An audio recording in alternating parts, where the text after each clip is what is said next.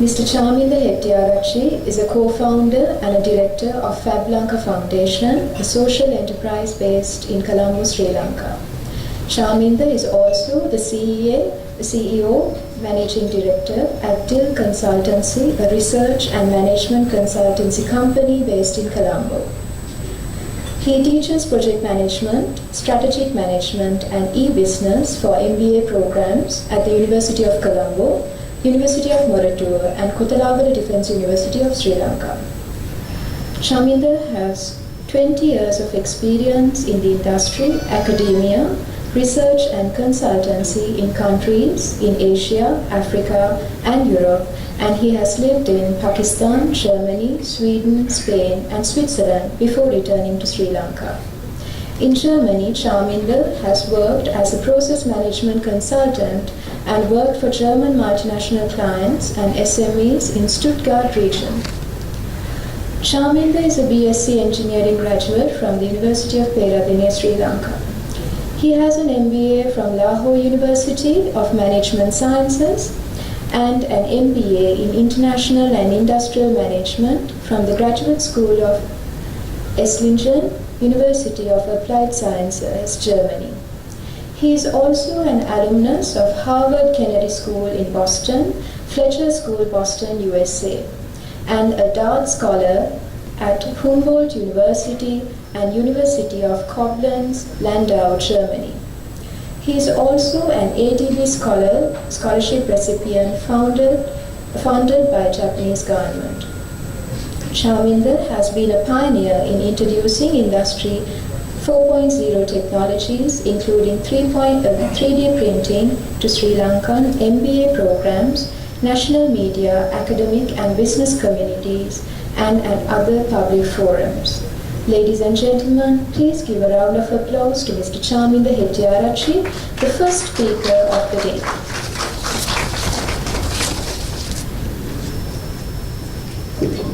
Thank you very much. It's a little bit embarrassing, but it's really, but I feel good about it. So, good morning, Your Excellency, introducing the head table and ladies and gentlemen. I see a lot of familiar faces and very senior people, so it's an honor and pleasure to talk about this today. In fact, I am not like an alumni of Japan. I am more biased toward Germany. However, my first scholarship to study overseas was given by Japanese government. So this is one way of contributing back, maybe in a small, so Japanese contribution Sri Lanka is not to Japan and Sri Lanka, but also there are other venues where you have contributed. So thank you very much. Okay, so let me go to my topic. Am I too noisy? Okay, so I'm actually trying to, what I'm trying to do is just setting the agenda, and also, as Professor Shumar Singh and Professor Narad mentioned, now this concept of Industry 4.0 or in that fourth industrial revolution is kind of context dependent. So I'm trying to kind of streamline for our discussion today in terms of definitions and what we mean by that. So now I officially welcome to the Industry 4.0, because this is not something happening, something is going to happen in the future, but also it's not something beyond us, so it's already upon us, so we have to kind of welcome it. So I want to officially welcome you for the Industry 4.0 to just to give an understanding about what I'm talking about in terms of industrial revolution. I want to show you a little small video.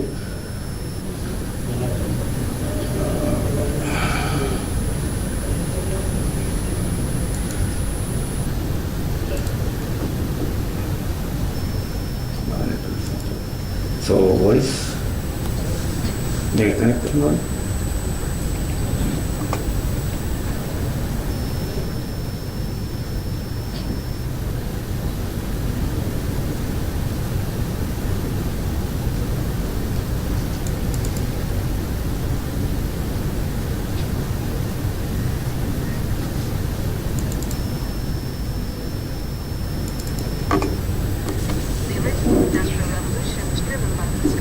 So we need audio support here. It's not connected to the computer.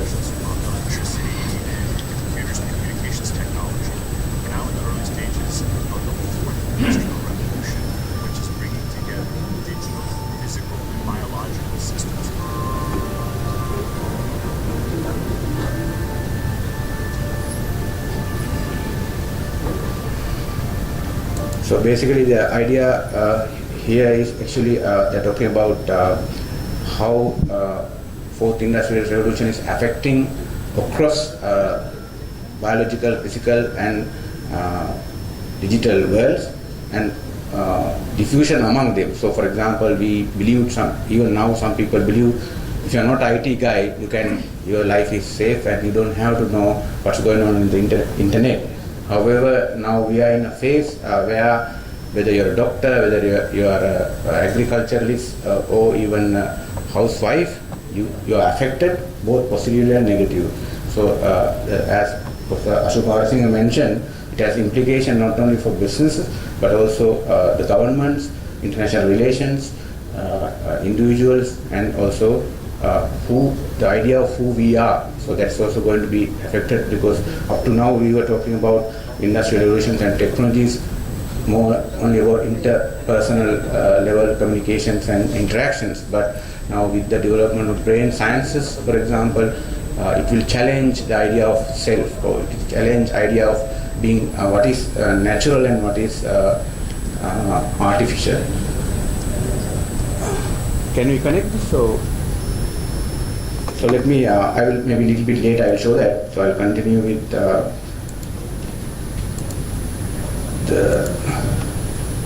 definitions kind of. Now history, we already discussed about the history of industrial revolutions. Now first industrial revolution we studied in the school happened in north of England or in Europe, where the manual craft industries became mechanized with the invention of steam engine and spinning mills and things like that. And the second industrial revolution is the kind of industrial revolution happened, as we know, the founding of assembly line, mass production, which mainly happened in the United States in the late 90s and early 20th century. And it was actually driven by electricity and petroleum gas as the sources. Now we have to understand, I think Professor Shumar Singh mentioned a little bit on that. Now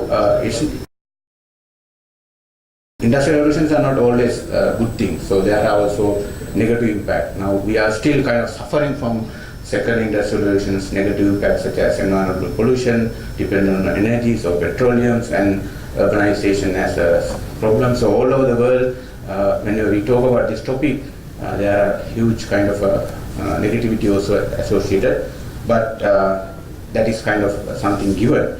However, in third industrial revolution, which happened during last 50, 60 years, is first digital revolution with the invention of semiconductors, PLCs, and computers.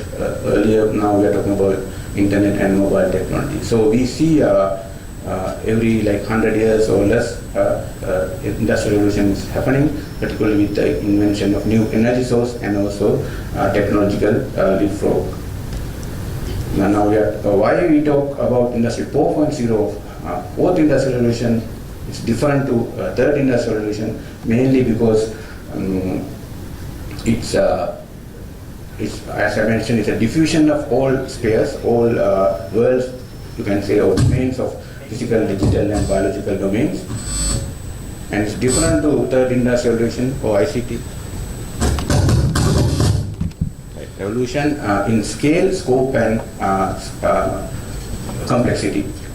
So it's a broad base, as we already discussed by the previous distinguished invitees also. We talk about broad base, so it's going to affect everybody on Earth. That is why we kind of highlight of that, even if you like or you don't like, as His Excellency mentioned, is inevitable. So that's the important thing. This will force us to rethink about what we mean by leadership, political leadership, business leadership, how we manage disruption, and also a role of capital. Now if you talk about new companies like WhatsApp or Viber, without big capital investment, you can have a global company. So the idea of so-called capitalism versus Marxism also is kind of being challenged or redrawn now in terms of in the political arena. And inequality is going to be a big problem. It's not only about the access to capital or assets, but also digital haves and digital have-nots, and people who have skills and who don't have skills. So most of the skills will be affected and be outdated. We will be discussing that during the day. So let me, if I can show the video just for, again,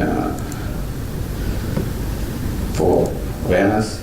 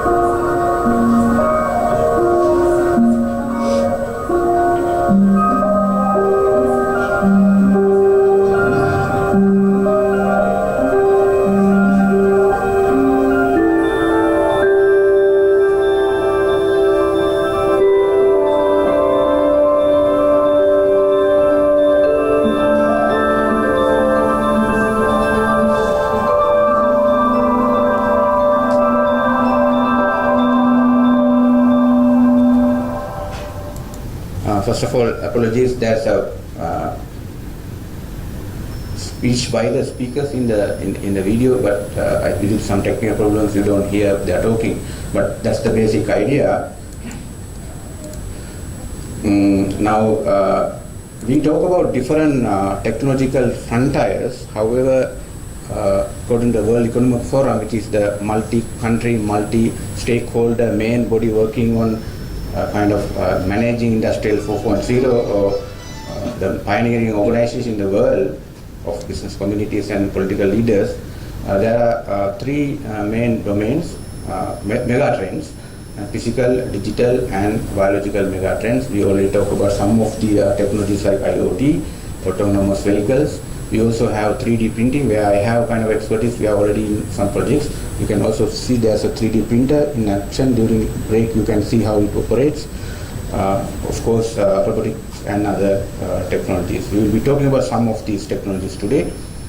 Then we have digital megatrends, Internet of Things, blockchain, which will be affecting our way of counting or even transfer of funding all over the world.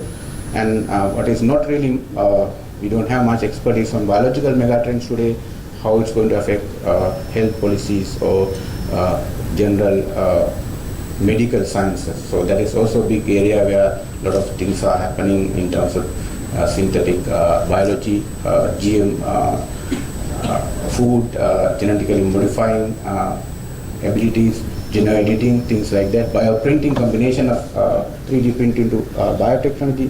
So you might have already seen the possibility of printing, this is still in early stage, but think about kidney being printed by using your own stem cells, so you don't have to depend on donors. So such kind of things are happening already. Now we already discussed about how countries are pursuing on managing and trying to get benefit of post-industrial revolution. But again, I want to highlight here, it's not like one country can face this or take the benefits, but this is a global transformation, global revolution. So we have to collaborate among countries, but there are some examples where some countries are kind of pioneering or going ahead. United States, for example, is as a pioneer of the third industrial revolution, so they are already working on that. Professor Gunaratna already mentioned about that. And Germany, where I kind of have my training, so it's actually it's the country where even the word Industry 4.0 in German is called Industry 4.0, was coined in 2011. Now, of course, that was mainly focused towards industry automation or how to improve the productivity in the factories. However, now it has more dimensions like city developments and other stuff. Japan also as a pioneering country where especially things like robotics and artificial intelligence are very strong. South Korea, China, even India is now into this kind of discussion and national level. So let me again try to show you what's happening in companies in Germany. Maybe if I can show this video.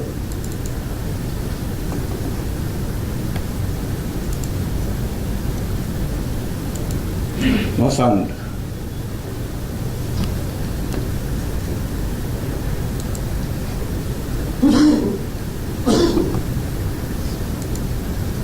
So Hanover has the largest ICT exhibition in the world. That is in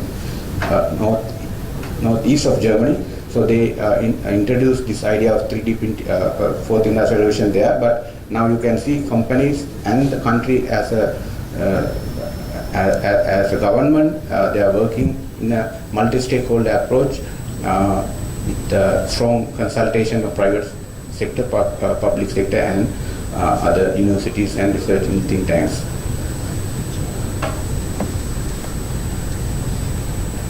So basically the idea is how to have a factory which is environmental friendly, a lot of efficiency improvements in energy usage, so-called circular economy. It's okay.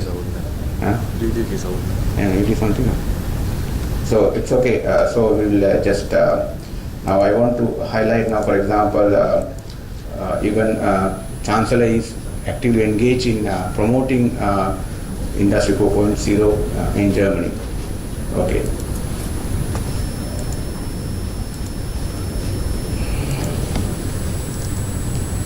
I have some videos of Japan and other countries, but maybe we'll have discussions later.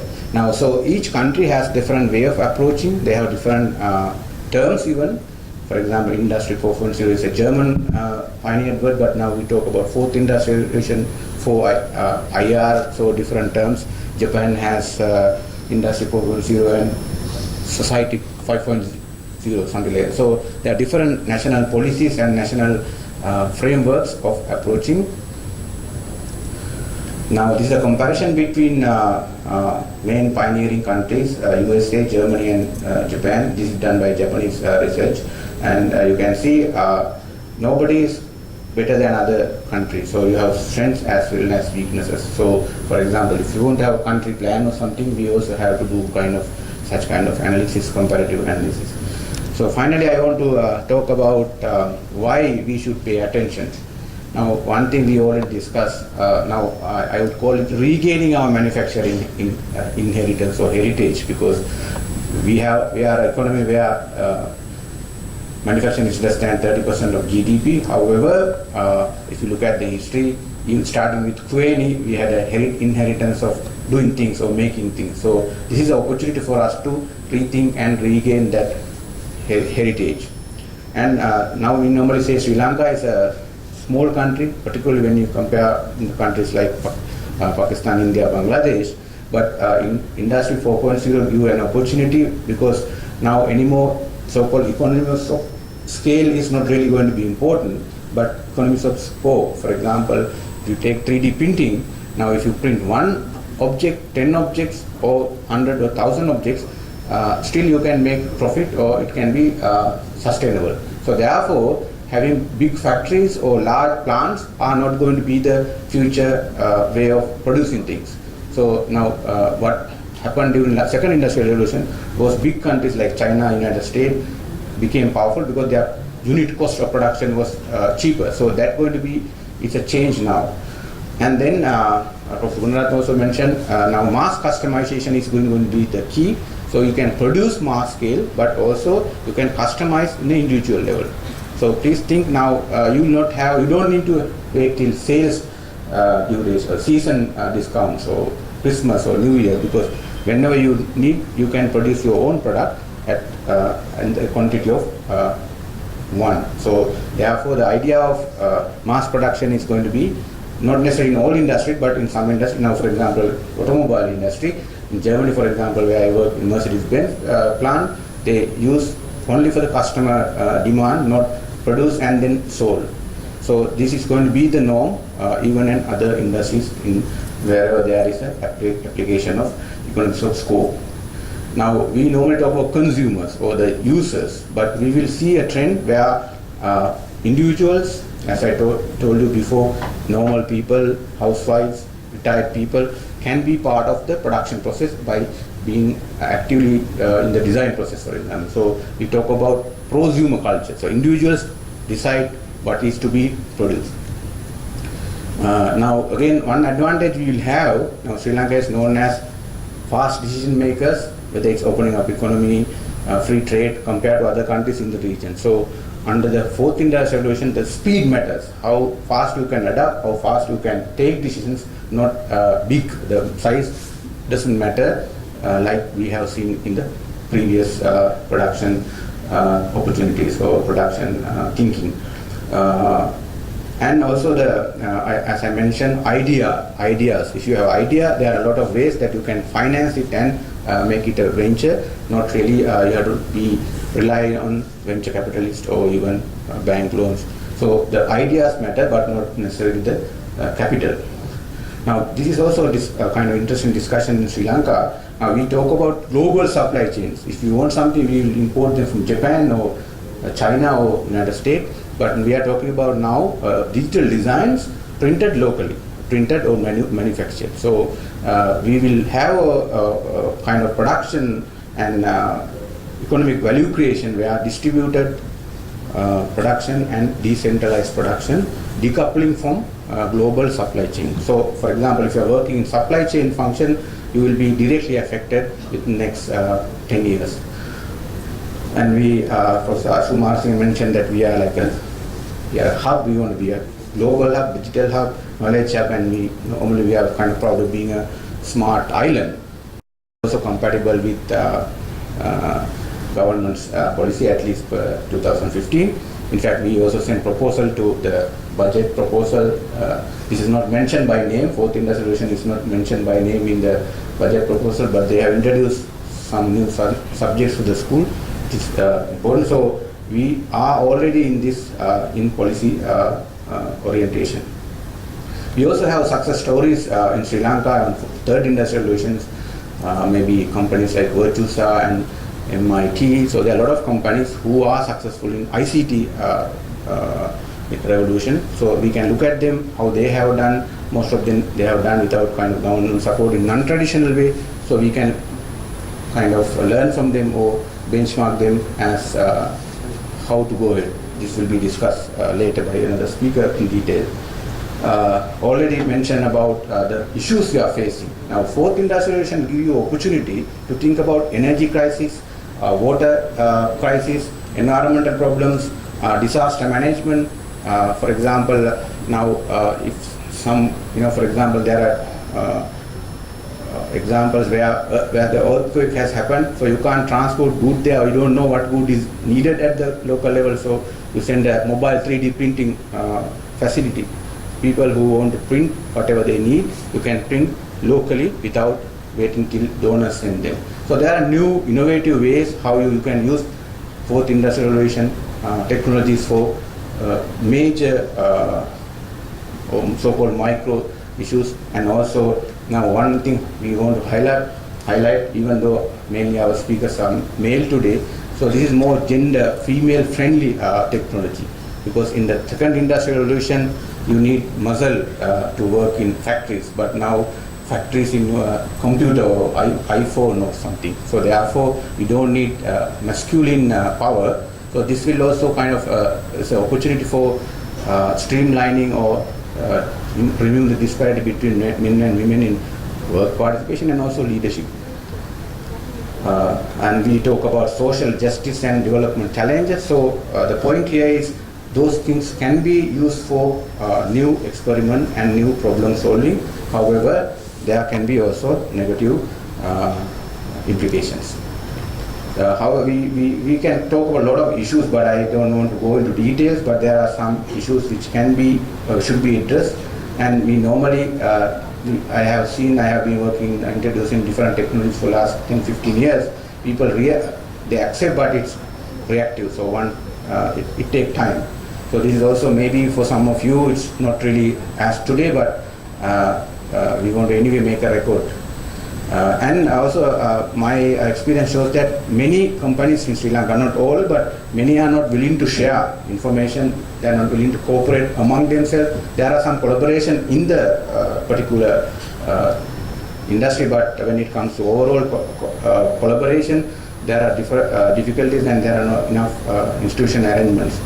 And political leadership and political will, it's good to have people like Ashuma in the parliament, but we all know how political leadership react or accept such kind of challenges or even changes. And I think the anti-lobbying will be a major challenge.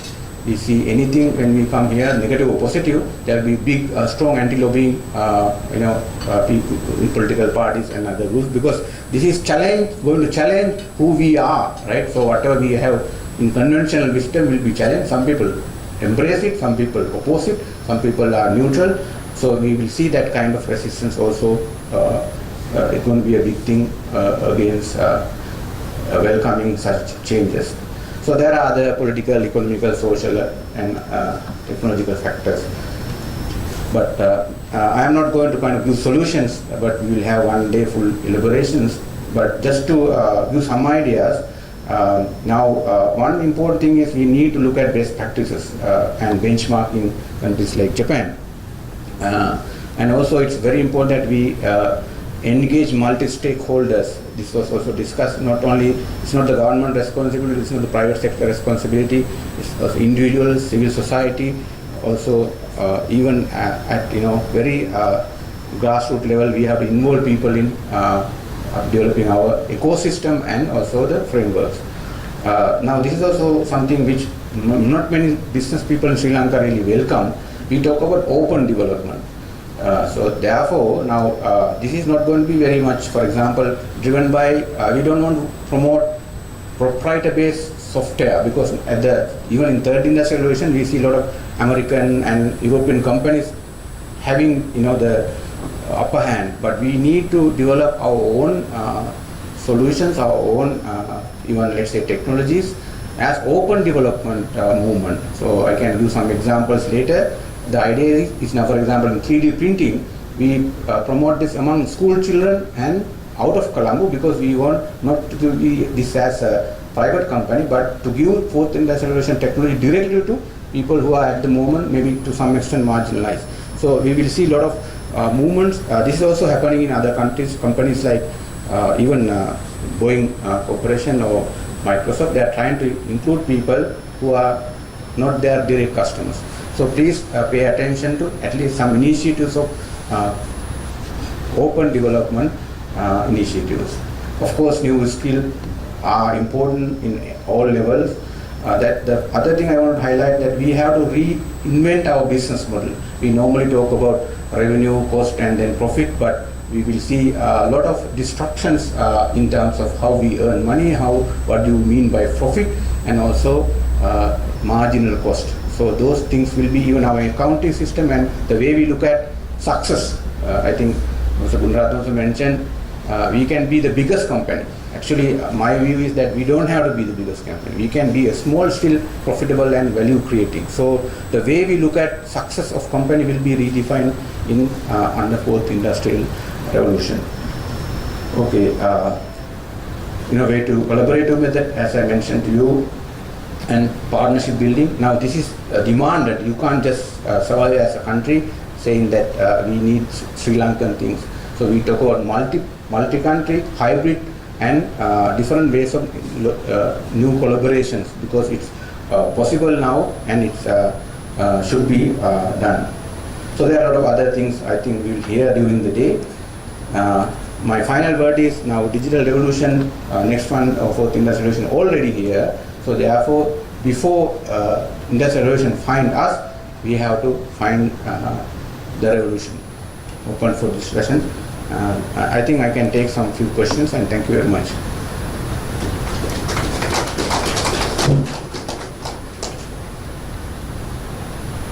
You can of course discuss later, but if you have any questions, maybe you can ask and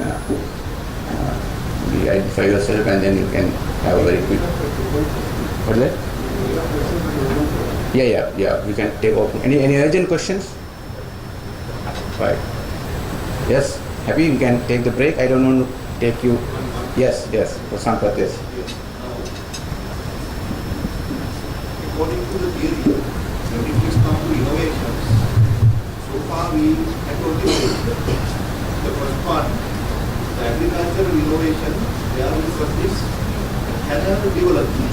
Okay. Before Dutch, right? Yes. Okay. I will start from the beginning. Right. Now, according to theory, maybe also concerning the practice, there are only 4 innovations taken place so far. Number 1, the agriculture, the canal development. Then number 2, the automobile. Number 3, the railway. Number 4, in 60s, IBM, International Business Machine. Everybody expected to have another innovation somewhere in 2000, but failed to have an innovation like other 4, like computer and so on. So the microchip was the solution during this 2000 era.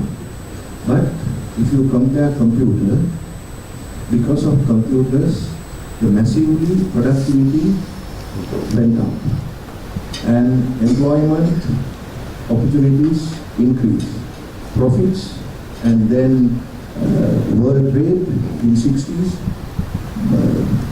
the growth, if you measure, it is more than 10% per annum, where today it's less than 2%.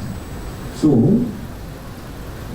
this fourth revolution, is it a kind of these 4 huge innovations taken place, or this is just another improvement connecting to the microchip? Okay.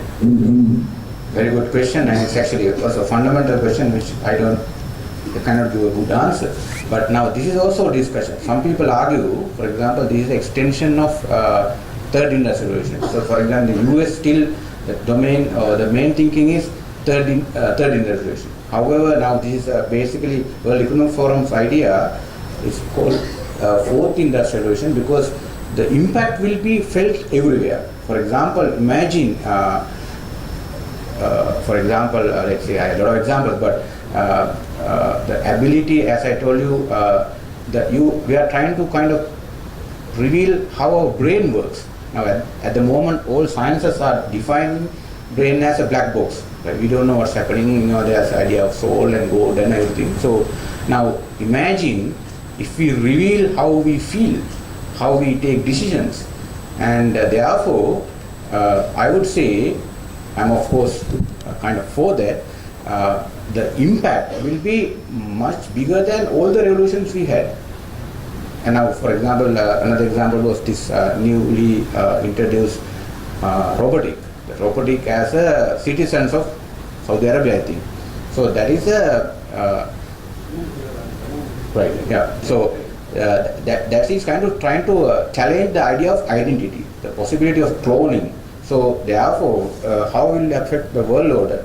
So I would say, just to close it, it will be a drastic change, not only in productivity improvement, but also who we are as human beings and what is the world we are talking about. Thank you for the question. Thank you very much, and we'll have the discussion during the day.